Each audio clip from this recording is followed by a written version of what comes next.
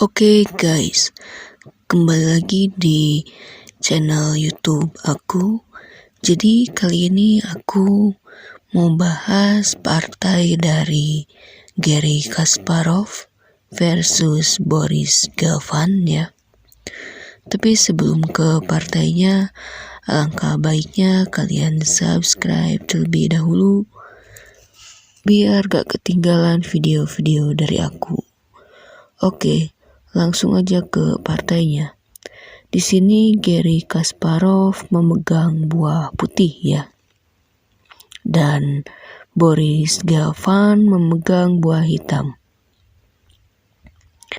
D4 ya, Garry Kasparov mengawali langkah dengan D4, selanjutnya D5, C4, C6, kuda C3, kuda F6.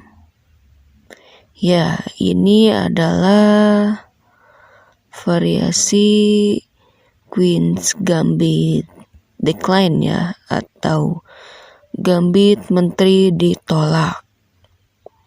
Selanjutnya E3, E6, kuda F3, A6. Ini masih tahap opening ya. B3, gajah B4. Nah, di Queen's Gambit decline ini biasanya ada beberapa variasi yang bisa dimainkan, tapi di sini Kasparov sepertinya akan memilih variasi dengan gajah hitam di D2 ya. Gajah D2 seperti itu.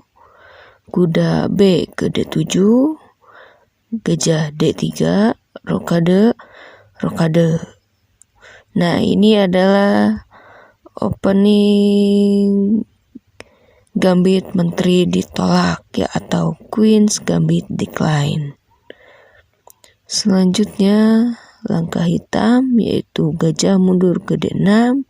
Karena dalam posisi seperti ini peran gajah hitam untuk buah hitam sangat diperlukan. Jadi jika dia memakan kuda itu kurang menguntungkan untuk hitam ya. Kasparov melakukan gebrakan ke E4 dengan tujuan lanjutkan langkahnya ke E5. Jadi ini adalah sebuah paksaan ya. Makan DXC4, BXC4, tapi didahului oleh Boris ke E5. Selanjutnya Kasparov menjalankan langkah C5. Jawaban Boris adalah gajah mundur ke C7. Selanjutnya Kasparov bermain di sayap menteri. Memang untuk seharusnya ide serangan untuk bermain gambit menteri baik diterima maupun ditolak, itu ide serangannya berada di sayap menteri ya, untuk putih. Selanjutnya EX D4, H3, benteng E8, benteng E1, karena Kasparov pun tidak ingin pionnya lemah ya. H6, benteng B1. Di sini Kasparov menjalankan benteng B1. Dia ingin memperkuat petak di B6 karena dia ingin memasukkan kudanya ke sana ya. Karena di sini putih pasti akan bermain di sayap menteri. Kuda H7, gajah C4 ya, membuat pining terhadap raja. Menteri F6. Hitam di sini berusaha untuk menguasai sayap raja. Lalu benteng B3 dengan tujuan antisipasi dan membantu penyerangan ya. Kuda H ke F8 mundur, gajah mundur ke C1, kuda balik lagi ke G6 ya. Maju ke G6 ya kudanya. Lanjut langkah hitam adalah kuda X D4. Tentunya agar tidak tertinggal pion ya. Kuda maju ke E5. Gajah mundur karena gajah putih sangat berarti ya bagi putih di sini. Mundur ke F1. Lalu hitam membuat pining terhadap menteri. Dan putih menjalankan gajah B2 dengan tujuan membuat kuda lebih kuat dan membuat pining terhadap menteri ya. Lanjut hitam melangkah kuda H4. Nah, langkah ini sepertinya awal dari lemahnya bangunan hitam ya, walaupun mungkin masih sedikit seimbang, tapi langkah ini kurang tepat untuk dimainkan ya. Terlalu cepat seperti itu. Benteng ke E3 tentunya membantu penyerangan.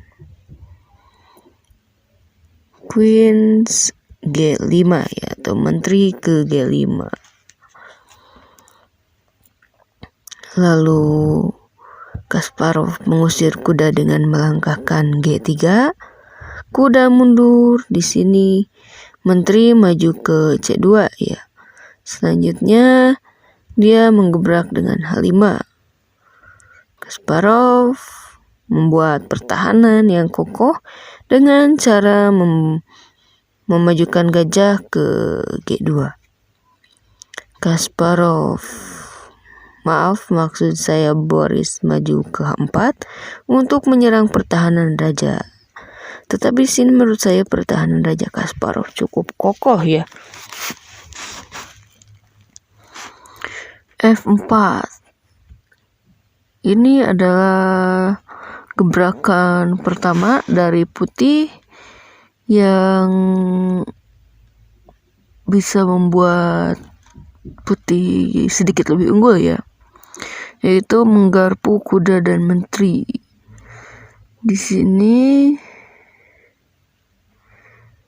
hitam menjawab kuda X F4. Tetapi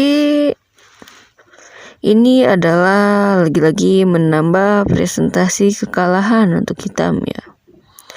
Karena di sini meskipun nantinya kuda dikorbankan dan posisi hitam lebih menyerang, tetapi hanya terlihatnya saja ya.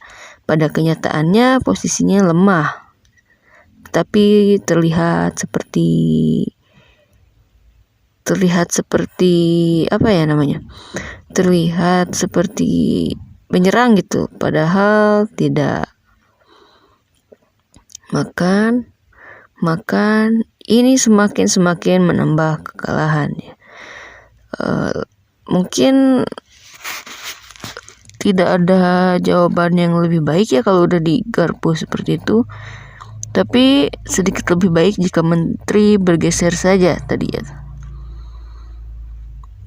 Lalu di sini Kasparov masuk kuda ke B6 dengan harapan mengancam benteng dan harapan dimakan oleh gajah ya, karena di sini gajahnya cukup tajam, gajah hitamnya 2 gajah cukup tajam ya.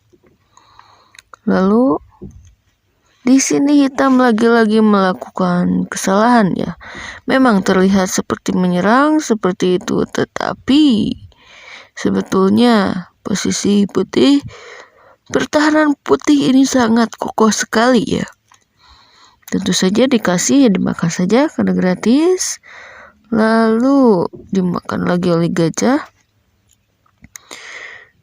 Kasparov memakan benteng. Ya, menambah keunggulan ya. Karena melihat pertahanan cukup aman. Meskipun nanti seandainya ada serangan ke skak ke H2 ya. Ini cukup aman, tidak akan mati. Benar saja, dia melangkah H2 dan raja cukup bergeser ke F1 ya. Dia menjalankan gajah ke G3. Tentunya ini harus dimakan ya oleh hitam. Maka menteri naik ke D3 ya, dengan tujuan akan memakan pion. Karena di posisi seperti ini Kasparov sudah unggul perwira ya. Tidak usah memikirkan bagaimana dia untuk membuat lawan mati dengan kombinasi-kombinasi yang cantik atau apapun itu, tetapi cukup dengan peraduan-peraduan saja sampai terlihat keunggulan yang sebenarnya ya. Langsung gajah melakukan serangan ke H3 dan boom, dimakan pionnya. Di sini posisi putih mutlak menang ya, karena sudah unggul banyak perwira dan di sini akan terjadi peraduan lagi ya. Skak, Queen H1, skak, maju raja ke F2, gajah dimakan, makan lagi memakai menteri. Di sini Kasparov tentunya ingin melakukan peraduan karena banyak unggul perwira ya. Skak, geser, dan di sini hitam menyerah.